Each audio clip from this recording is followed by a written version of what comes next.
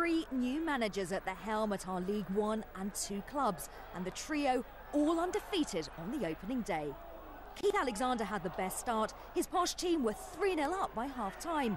A wonderful Jamie Day strike getting things warmed up. And debutants Richard Butcher and Simon Yeo added the others at home to Bristol Rovers. Lloyd Opara's second half strike sealed a 4-1 victory. You know, my team's always been labelled long ball teams, but I defy anybody who saw us play today to say that. You know, we've played it forward when we've had to. We've played some very good football. Keith Alexander got off to a very strong start as Peterborough manager, as his new charges romped to a 3-0 half-time lead against Bristol Rovers. A clever Ricky Butcher layoff set up Jamie Day, and he dramatically opened the scoring. This is only Day's second senior goal. Visiting keeper Steve Phillips had no chance. Now, having claimed an assist for the first, Butcher actually scored the second. Steve Elliott's inability to clear his lines was a problem for Rovers, and even more so when Butcher unleashed his shot. Butcher's close control helping make it a debut not to forget for the striker, who had a loan spell under Alexander at Lincoln last year. Rovers had been tipped by many people to end the season in the top half of League Two. If that's to happen, then they will need to improve defensively. Simon Yeo, another posh summer recruit, heralded his arrival with a goal. Paul Trollope said he was pleased with the way his players kept going and showed great spirit not to just crumble. Sammy Igoe made it 3-1. Andy Sandell, who came on to make his senior debut at half-time, provided the cross for the experienced Igoe. But Peterborough restored their 3-goal advantage when Lloyd Opara managed to find the back of the net through a congested penalty area. Alexander was pleased with the result, especially after criticism of the way his pre-season had gone. Stand by for an 8-goal thriller which Hartlepool just edged after taking the lead of Peterborough when Gary Liddell's free kick sneaked in for his first senior goal. Danny Wilson's side were awarded a penalty by ref Phil Crossley when Mark Arbour clumsily handled under pressure from Joel Porter. John Daly took control for the visitors, who were 2 up inside 32 minutes. Good link-up play between Ali Gibb, Gary Liddell and Joel Porter was rounded off with a 3rd goal for Hartlepool. It was impressive awareness from Porter to pick out Daly while under pressure from Adam Newton.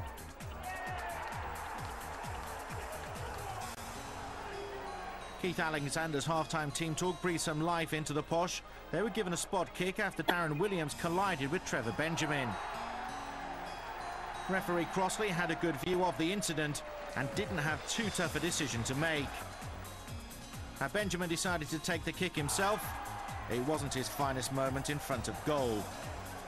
Defensively, Peterborough had a day to forget, and once more they were carved open by a Joel Porter pass, which this time released Gary Liddell for his 2nd of the game and Hartlepool's 4th. But just when Pools fans were relaxing, Peterborough hit back with 3 goals in 11 minutes. The first of which came when Peter Gain released Richard Butcher. A well-timed run and a powerful finish for what looked to be just a consolation goal. 2 minutes later, and the home team had a second from another well-struck shot. This time Peter Gain was the scorer. Danny Wilson described this epic as a match that left him exhausted after just watching it. It became 4-3 with arguably the goal of the game. Dean Holden was given time and space. Peterborough's comeback from being a faint hope was becoming a real possibility. But with 6 minutes remaining, Hartlepool calmed their nerves and took advantage of some more unconvincing defending. David Foley picked out John Daly, who in turn rolled the ball into the path of scorer Matty Robinson to give Hartlepool a 5-3 triumph.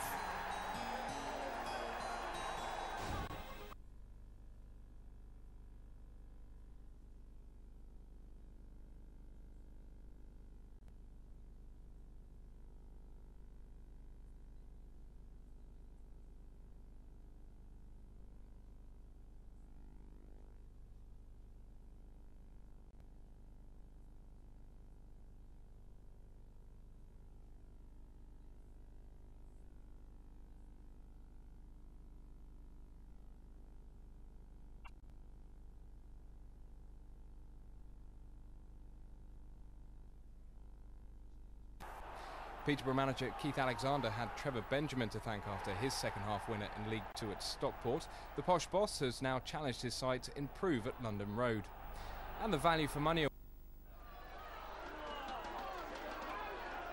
Peterborough's direct approach on the counter-attack paid off as they won convincingly against their League One opponents. Aaron McLean, who's on loan from Grace Athletic, was involved in 2 of the posh goals. First of all, setting up Adam Newton to pull the ball back for Richard Butcher to fire in the opener. It was another breakaway goal from this Rotherham corner that increased Peterborough United's lead. McLean himself dispatching the second, getting the return pass from Danny Crowe.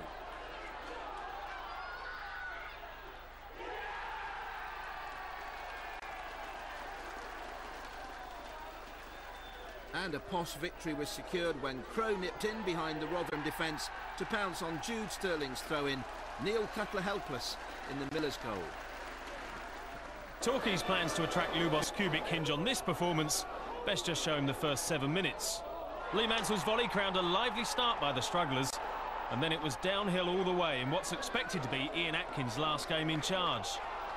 Nathan Abbey kept out Aaron McLean, but Shane Hook's first senior goal had Peterborough level. From bad to worse, as a defender himself with 56 Czech international caps, Kubik would no doubt have something to say about Posh turning the score round with an own goal. Lee thought the guilty party. Atkins has apparently been offered the director of football job in the new setup. His speller's manager was ending on a low note. By the break, Ben Futcher had made it 3-1.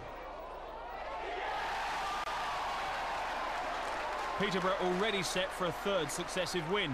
And McLean's becoming a key man. On loan from Conference Club Grays Athletic, he netted for the 4th successive match to suggest again he really shouldn't be playing non-league football. Inside a minute, it was 5 as a slick move set up Richard Butcher to turn in Posh's 11th goal in 3 matches. Torquay hope Kubik will join on Monday. He's got Slavia Prague, Fiorentina, Metz and Nuremberg on his CV, but no significant managerial experience. Despite Jordan Robertson's stoppage time second, he'll need to learn fast. Notts County to hope that this game might bring about a big change in their fortunes. Lee Mansell's volley set a course through the bodies to put the Seasiders temporarily in 7th minute heaven.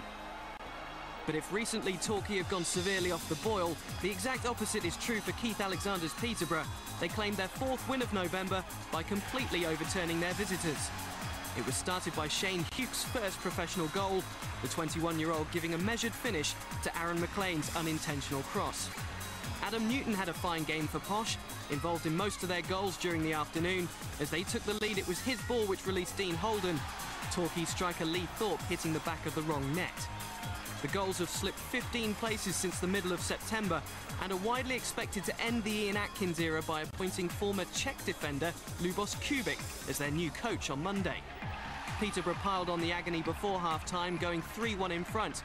Mark Arber's free kick was sent looping over Torquay keeper Nathan Abbey by Ben Futcher. Danny Crowe made sure the ball had crossed the line. Into the second half, and the impact that forward Aaron McLean is having at London Road indicates he's perhaps ready to make the most of his second chance at playing league football. The former Leyton Orient player has now netted in his last 4 games for Posh in his spell on loan from conference side Grays. He started the move for the best goal of the game too. Danny Crowe not on the score sheet but finding a delicious back heel for Newton. His cross was perfect for Ricky Butcher on the hour. Peterborough's 5th of the afternoon as they won 5 in a row and went 5th in the table. For Goals boss Ian Atkins, he was unsure as to what the future holds for him at Plainmoor, following Chairman Chris Roberts' offer for him to take up the position of Director of Football. Jordan Robertson's late individual effort to make it 5-2 was scant consolation for a club in transition and needing some inspiration. Perhaps Lubos Kubik will provide it. strugglers sees Chesterfield and Northampton drop into the fray.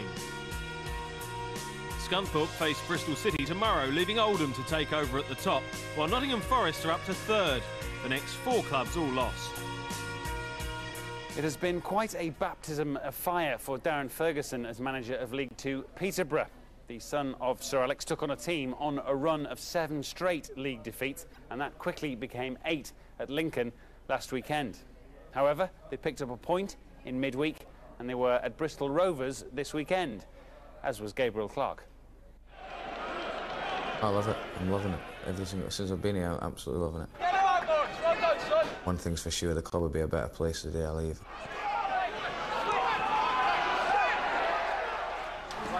For someone... First half goals from Peter Gain and Gavin Strachan left the MK Dons shell-shocked at London Road.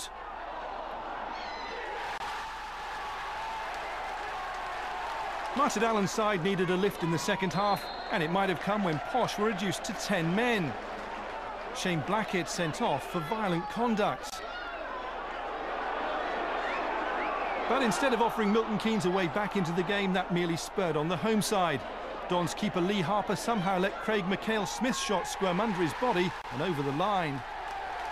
And a bad day out for more than 1,000 MK Dons fans ended with their team conceding a fourth goal. It was scored by the substitute Richard Butcher with 5 minutes left.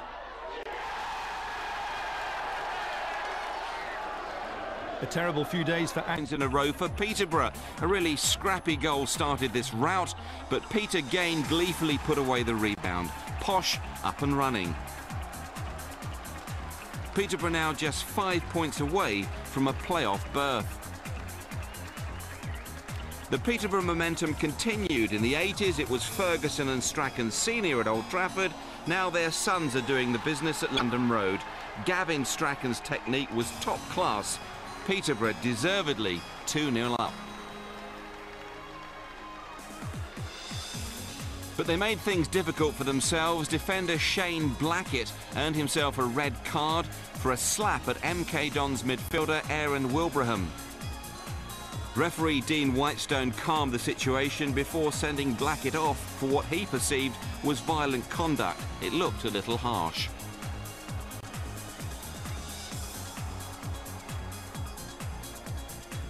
But it didn't halt the Peterborough momentum. Craig McHale-Smith tried his luck from distance, only to see the ball squirm from Lee Harper's grasp.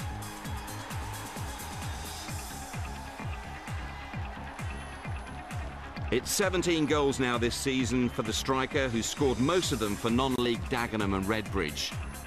And it was McHale-Smith who engineered Peterborough's final goal. Richard Butcher was on the end of his pass for his 5th of the season. MK Dons losing ground in the promotion race, but this win did Peterborough a power of good. The luck simply